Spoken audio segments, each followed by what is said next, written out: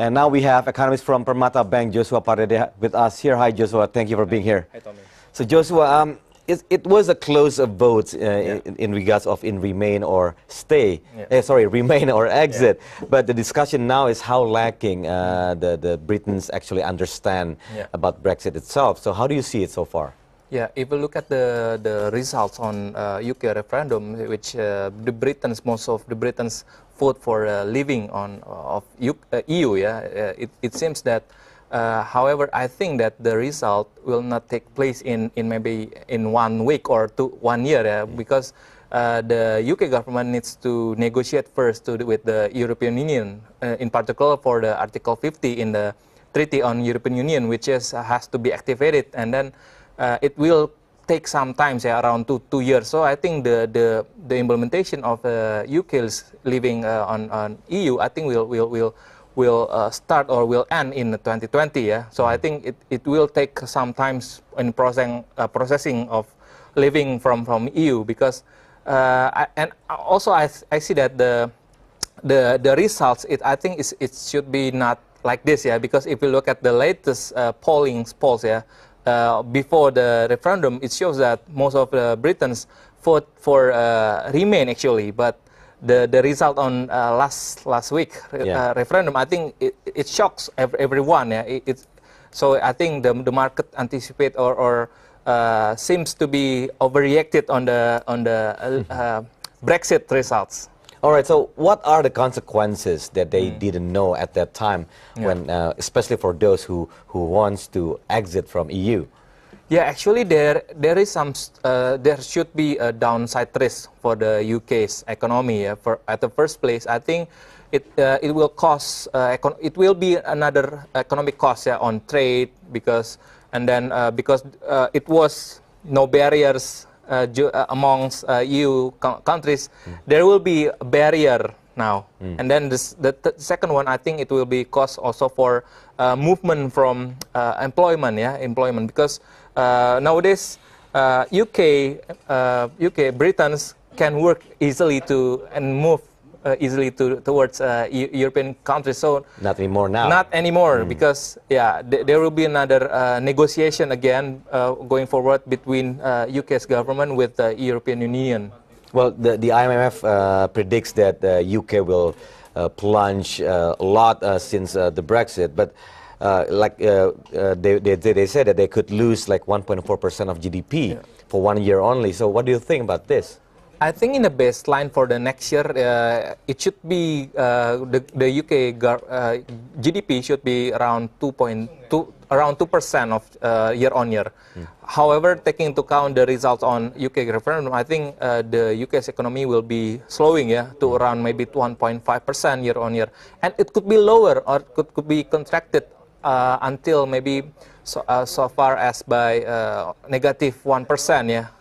Because it will take place or impact negatively on investment at the first place, because we know that the pound sterling has plunged 8% in 1 day, and maybe the lowest since 31 years. So I think it will impact negatively on the investment in the short term, and then it will be also bring negative sentiment also for the medium to long terms in UK's economy. So speaking about investments, so what are the sectors that could affected hard by this? It should be the main commodities from UK. The first of all, I think the automotive. The second one, I think the pharmacies industry, and then the third one, I think it should be the financial sector. We know that London as a central of economic or financial system, I think it should be very significant whenever UK has to leave the European Union. I think these three sectors should be hit by the result of the UK referendum last week. So how about the trade now? If we compare with UK with the EU or UK with the Asian countries, what do you think about this?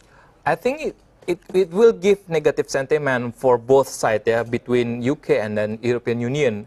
At the first place, I think the contribution of the UK's trade on EU volume trade, I think around 40%. So I think it largely impact the European Union trades in the near future, yeah, because and it will also hit our major trading partner, China, because China's contribution to the European Union, I think, is more than 10% of total exports. So I think we have to anticipate, although we know that the share of Indonesia's export to UK relatively small, around 1.2%, and then also the UK investment to Indonesia maybe around below 2%. But we have to anticipate the second round effect from the slowing of European Union and also the slowing of China's economy. So in terms of that, how do you see all the central banks in globally so far? Do they actually gearing up to prepare for this? Yeah.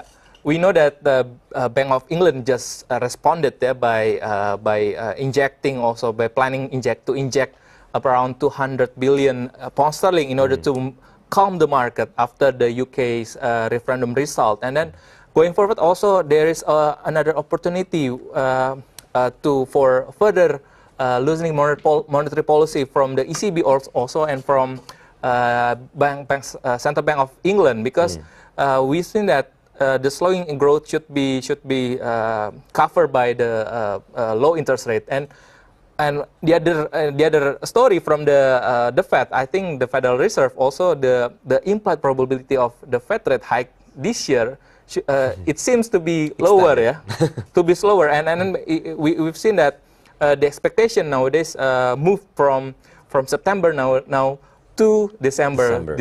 This year. So I think. And there is also another opinion. There is no hike for this year, so I think it will impact the future interest rates among global economy. So I think it also will impact also to the monetary policy in Asia, in particular also in Indonesia. So speaking about Indonesia now, what's the outlook of Indonesia's monetary policy if we relate it to the Brexit?